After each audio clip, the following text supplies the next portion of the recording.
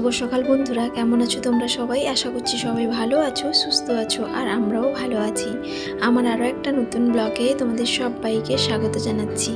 তোমরা দেখছো Sangeeta kitchen with happy family. এই যে সকালে উঠে কিছু কাজকর্ম শেষ করে প্রতিদিন যেগুলো থাকে, তারপর আমি চা একটু বানিয়ে নিলাম চাটা খাবো বলে। আর আজকে আমার সকালে ডিউটি আছে, তো তার জন্য সকালেই রান্নাটা বসিয়েছি। তোমাদের দাদা ভাই এখানে পাশে একজন মাছ বিক্রি করতে এসেছিলেন, তো ওনার কাছ থেকে মাছটা নিয়েছে। তো তারপরে আমি কেটে ধুয়ে রেখে দিয়েছিলাম ফ্রিজে। এখন বের করে লবণ হলুদটা মাখিয়ে তাড়াতাড়ি করে রান্নাটা বসিয়ে দেব। আর আজকে যেহেতু সকালে ডিউটি আছে, তো তাড়াতাড়ি করে রান্নাটা না করলে দেরি হয়ে যাবে ডিউটিতে যেতে। তো তার জন্য সব কিছু দেখাতে পাচ্ছি না তোমাদেরকে, যতটা সম্ভব পাচ্ছি দেখানোর চেষ্টা করছি। আর আজকে যেহেতু ডিউটি যাব, তো তার জন্য বেশি রান্নাও করতে পারবো না, যতটা পারবো সেইভাবেই করে যাব। আর আজকে যেহেতু ভোলা মাছ নেওয়া হয়েছে, তো তার জন্য ভাবলাম ঝাল দেওয়া করি। আর নোনা মাছের বেশিরভাগই ঝাল দেওয়াটা ভালো লাগে। আর তারপরে বেগুন কেটে নিয়েছি, বেগুন ভাজা বসিয়ে দিলাম। আর বন্ধুরা, কয়েকদিন ধরে দেখছি আমার ভিডিওগুলোতে ভালো ভালো কমেন্টস আসছে, আর ওই সব কমেন্টসগুলো পড়ে খুবই আনন্দ লাগছে।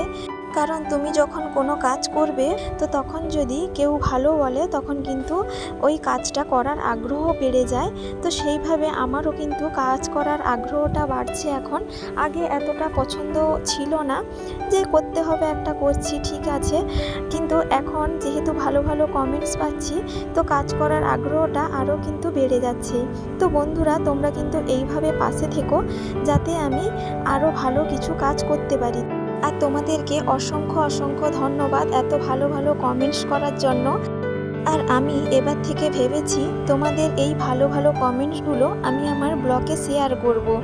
একজন দাদাভাই কমেন্টস করেছিলেন, ওনার নাম হচ্ছে স্বপন জানা। ওই দাদাভাই বলেছিল যে বোন, তোমার ভিডিওটা খুব ভালো হয়েছে, তো তোমাকে অসংখ্য ধন্যবাদ দাদা। আর জিজ্ঞেস করছিল যে তোমার মায়ের কি অসুখ হয়েছিল? হ্যাঁ, আমার মায়ের অসুখ হয়েছিল, তো ওটা খুবই খারাপ একটা অসুখ হয়েছিল। তো যাই হোক, আর জিজ্ঞেস করছিল তোমার বাড়ি কোথায়? আমার বাড়ি হচ্ছে পূর্ব মেদিনীপুর। আরও একজন দিদিভাই কমেন্ট করেছে শখের রান্নাঘর থেকে, যে ইয়াম্মি রেসিপি, আর একটা লাইকও দিয়েছিলে।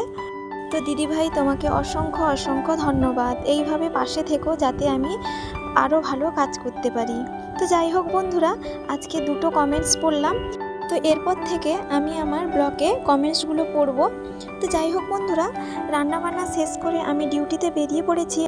আর এদিকে দেখতে পাচ্ছ প্যান্ডেলের কাজ হচ্ছে, কারণ আমাদের বাড়িতে বিয়ে আছে। তো যার বিয়ে, ওর পাকা দেখার সময় আমি কিন্তু ব্লগ ছেড়েছিলাম।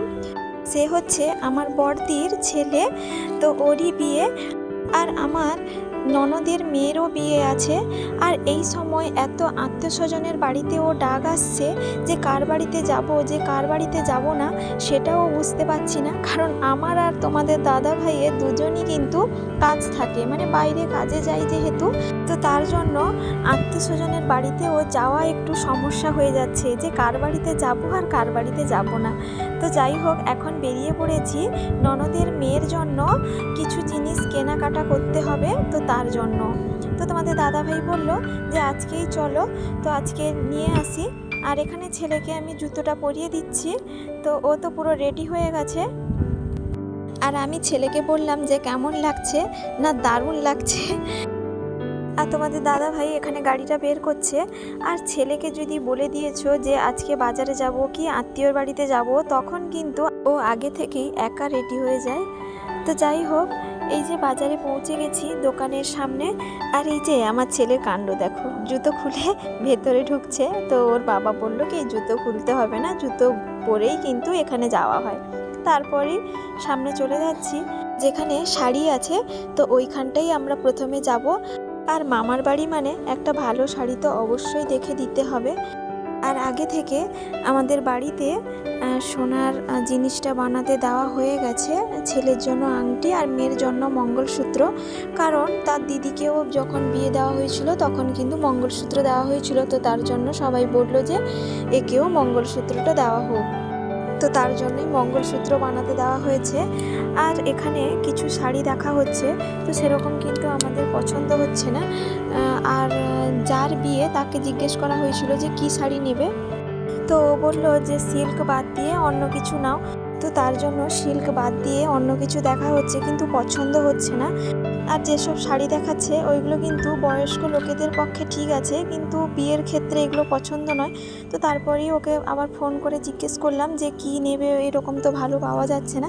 তো ও বললো কি জামদানি নিতে। তো তারপরে জামদানি দেখা হচ্ছিলো, আর ও বলেছিল কি গ্রিন কালারের নিতে।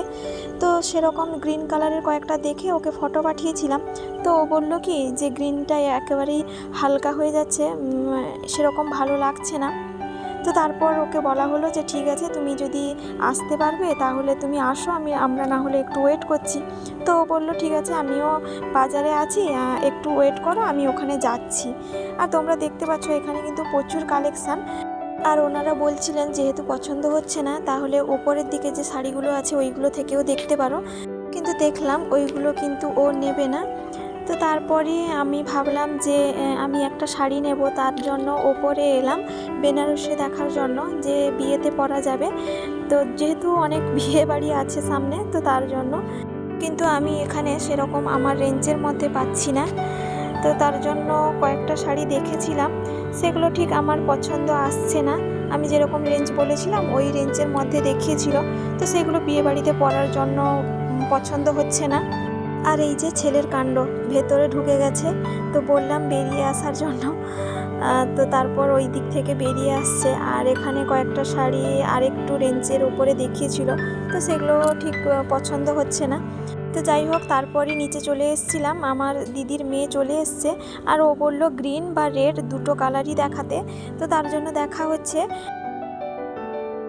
আর এই যে এখানেও ছেলের কাণ্ড দেখো, তার বাবার মোবাইল নিয়ে বসে পড়েছে, যেন নিজের দোকান ভেবেছে। তারপর ওখানে শাড়িটা পছন্দ করে রেখে দেওয়া হয়েছে। আর তারপরে চলে এলাম দিদির মেয়েকে কিছু কেনাকাটা করে দেওয়ার জন্য, মানে খাওয়ার জন্য। তো ও বললো মোমো খাবে, তো তার জন্য এখানে মোমো নেওয়া হচ্ছে। আর ও বললো কি এখানে খাবে না, বাড়ি গিয়েই খাবে। তা যেহেতু ওর মা আছে, তার জন্য ওর হাতে মোমো কিনে দেওয়া হলো। আর এখানে তারপরে দোকানে চলে এসেছিলাম, ব্লাউজ দেখা হচ্ছে। তো ওই শাড়ির ম্যাচিং করে ব্লাউজটা দেখা হচ্ছে। একটু কাজ দেখে ব্লাউজটা নেওয়া হলো, যাতে একটু ভালো লাগে।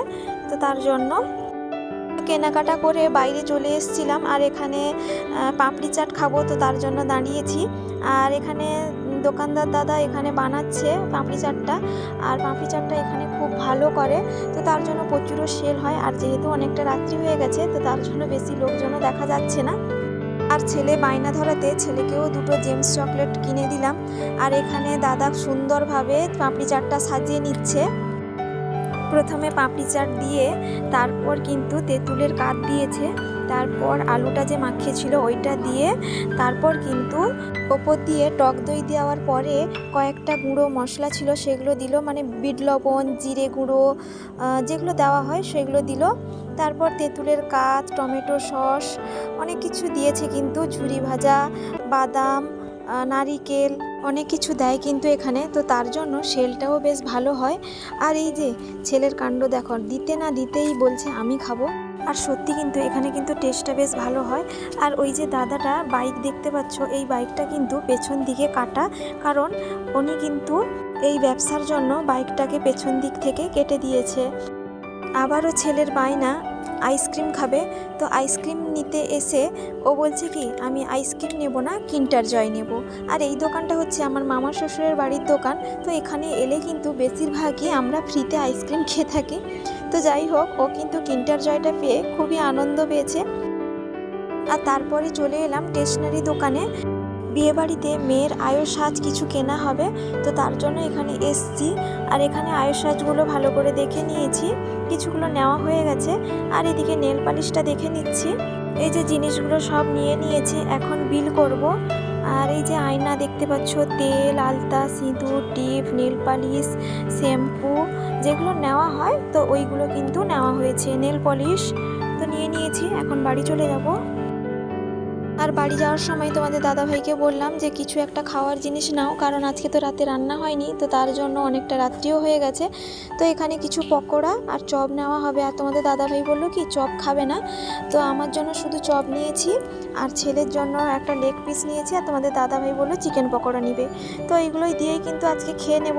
তো বন্ধুরা অনেকটা রাত্রিও হলো, ব্লগটা এখানেই শেষ করছি। কেমন লাগলো জানাতে কিন্তু ভুলো না, আর যদি ভালো লাগে একটা লাইক দিতে ভুলো না। আর যারা এখনও সাবস্ক্রাইব করনি প্লিজ একটা সাবস্ক্রাইব করার অনুরোধ রইল। তো সবাই ভালো থাকবে, সুস্থ থাকবে, আবারও দেখা হবে।